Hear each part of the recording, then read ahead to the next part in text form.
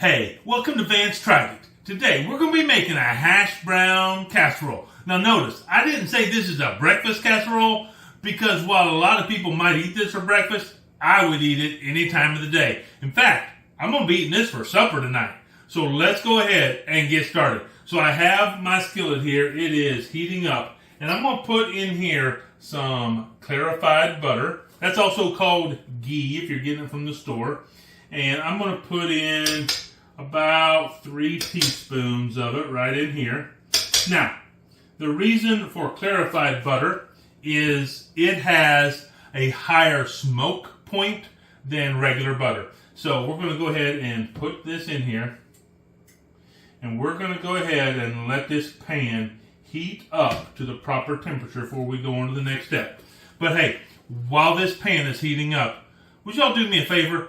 Go down in the comments section. Let me know what is your favorite food that some people think is for breakfast that you like to eat for dinner. Let me know that down in the comments section. And hey, while you're down there, go ahead and push that like button and ring that bell so you get notified every time I put out a new video. And if you're not subscribed, I would really love it if you go ahead and subscribe, because I have some exciting news coming up. I am chasing 500 subscribers. When I get to 500 subscribers, there's going to be a nice giveaway on this channel. So keep looking, keep watching, and might as well go ahead and share this video so we can get to 500 and I can give something really nice away. But I'm going to go ahead and let this heat up, and I'll get back to you in just a couple minutes when we're ready to go on to the next step. Okay, our pan is getting hot here, so what we're going to do is we're going to move on to our next step. I have here a 26-ounce bag of shredded hash browns, and these have been sitting out on the counter for a couple hours, so they're not completely frozen.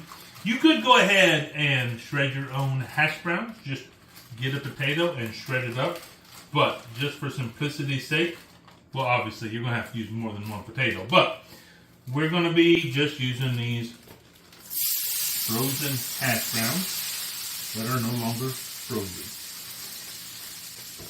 Ooh, let's see, what we're going to do is we're just going to brown these up. And we don't want them, or I should say we don't need them to be perfectly browned up, but we're wanting them to be browned in sections and still a little bit raw in sections. So we're just going to go ahead and do that.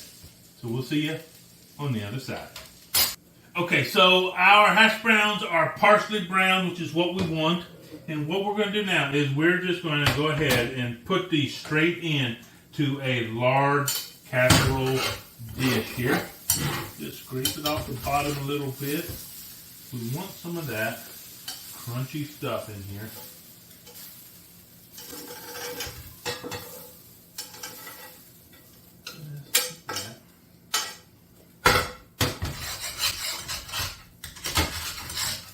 That crunchiness right there is what we're wanting to have in our casserole. So let's just go ahead and put that in there, spread that out nice and even, just like that on the bottom of our buttered casserole dish. Now I'm just going to put this off to the side here.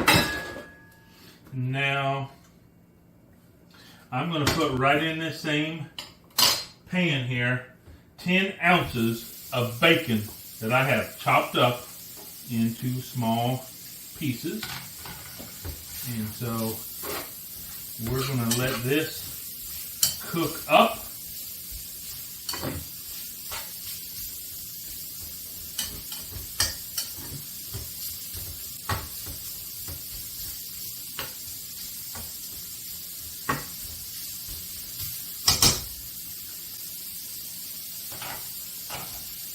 And I will get back to you when this is ready to go and we're ready to move on to the next step. Okay, so I have cooked this bacon until it is just starting to crisp up. Now what I'm going to do is I'm going to take the bacon out of the pan here. I'm going to put it in this bowl here that I have put some paper towel in. Kind of drain some of the grease off of it.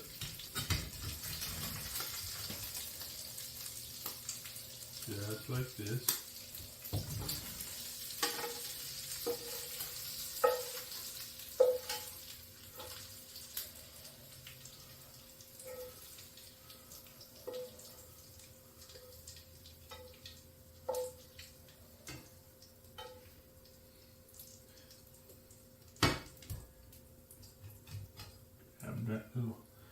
One that's trying to escape. You got one over here that's trying to escape, just like that. I'm going to put those all in there. I'm going to set that off to the side for a minute. And now what I have here is I have one red bell pepper. I have a couple of jalapenos, and I have one small Vidalia onion. And I'm going to put that right in here in this bacon grease, just like that. And we're going to let those start to soften up. And we want it to, what we might call, caramelize in here. And so we're going to let these cook for, it's probably going to take about 3-4 minutes. And then I'll get back to you when they're starting to soften up and caramelize, and we'll see what the next step is. Okay, so our vegetables are getting where we want them. And really what you want to do is you want to pay attention to the onions in here, because the onions, when they're where we want them, they will start to become translucent, almost see-through. And so that's going to kind of tell you that they are starting to caramelize in there. And so as that happens, what we're going to do now is we just have 1 pound of sausage. This is Jimmy Dean. And we're just going to let this cook right in here with our vegetables, just like this.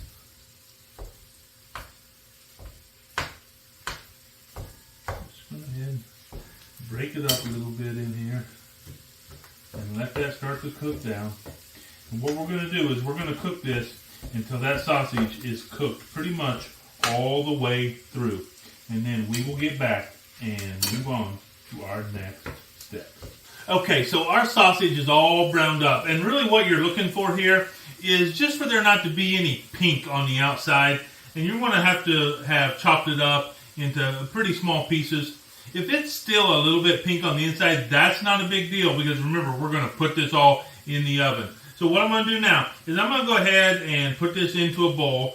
If you were just making this at home, you could just leave it in the pan for this step, but because I kind of need to clear some space and make sure I don't have a hot pan here while I'm videoing, I'm going to put it into a bowl so I can safely put it to the side. So I'm going to go ahead and do that and get everything ready and get back to you when we're ready for the next step. Okay, for our next step, we're going to get our egg mixture going. And we're going to start off with a cup of, this is actually whipping cream, but you can just use milk. I tend to just use what I have in the refrigerator and the stuff that is not milk, because I'll just drink milk. So like whipping cream, buttermilk, half and half, stuff I just use for cooking. I'll go ahead and use in something like this if it's not really particular what dairy product you're using. So this is going to be whipping cream, and to that I'm going to add 6 eggs. Get this back here, have something to put my shells in.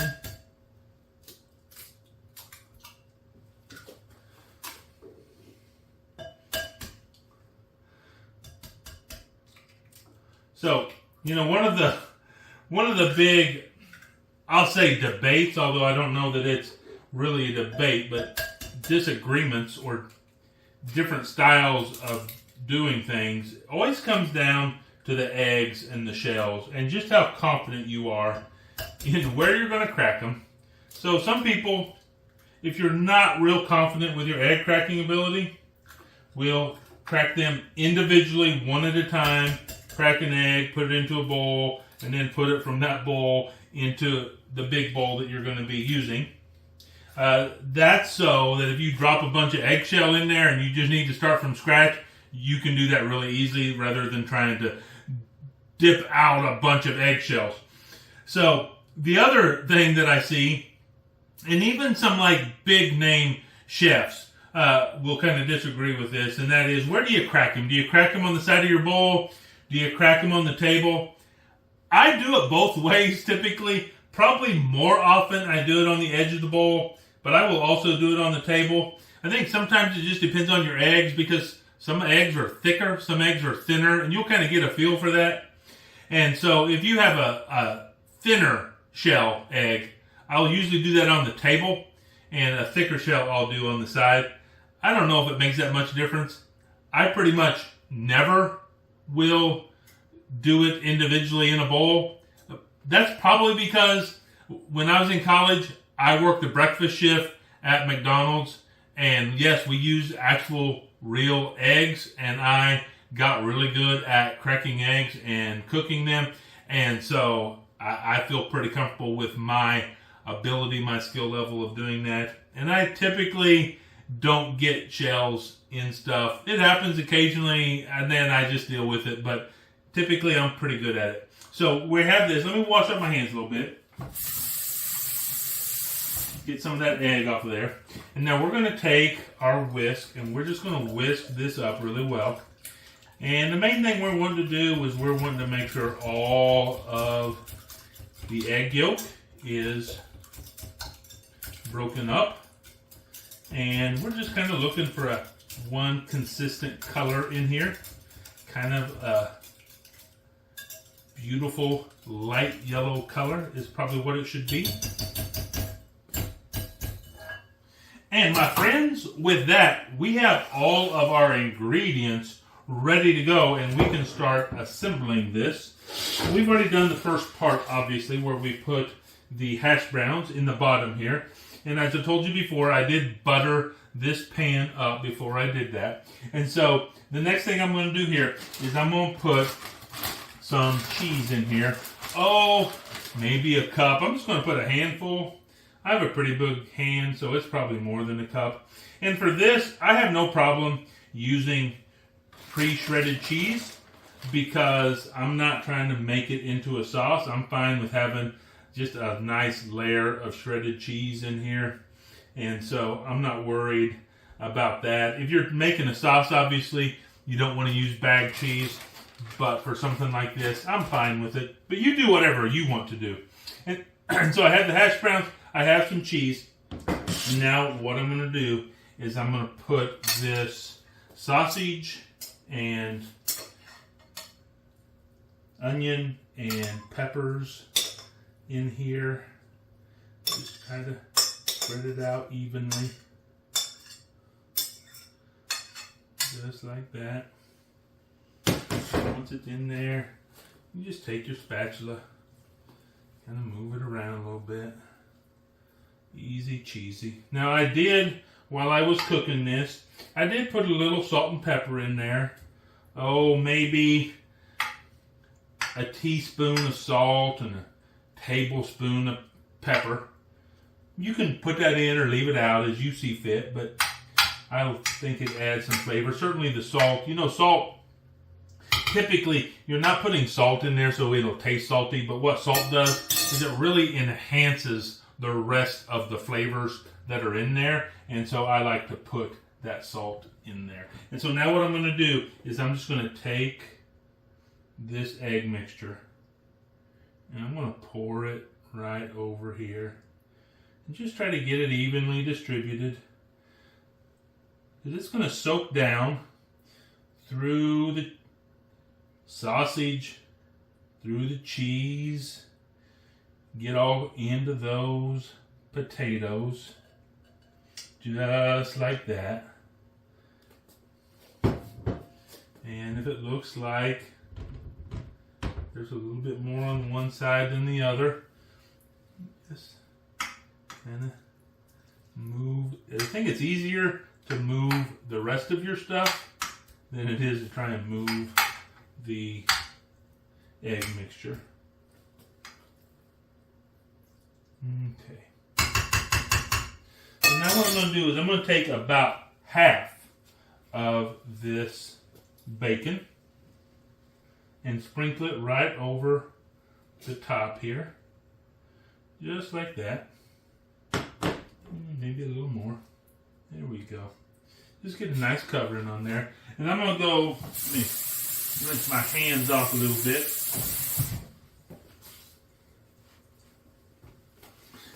And I'm going to go right back in this bag of cheese here. I'm going to put another layer of cheese on here.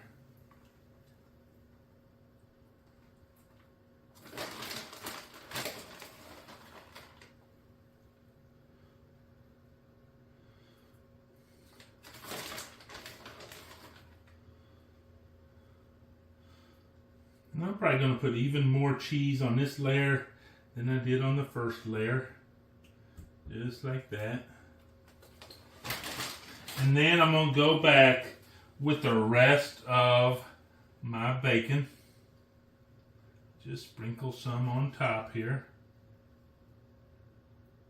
Just like this. Don't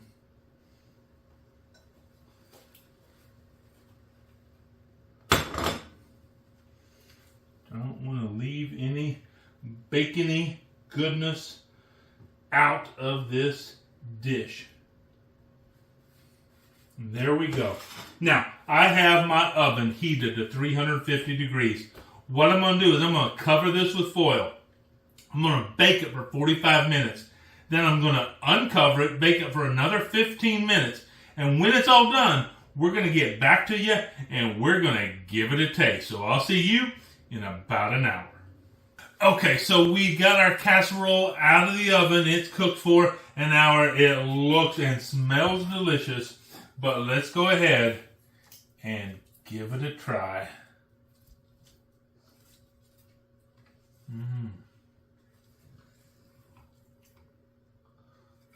Would you look at that, how beautifully that turned out. Now let's get us a good bite of this all the way down through there. Here we go.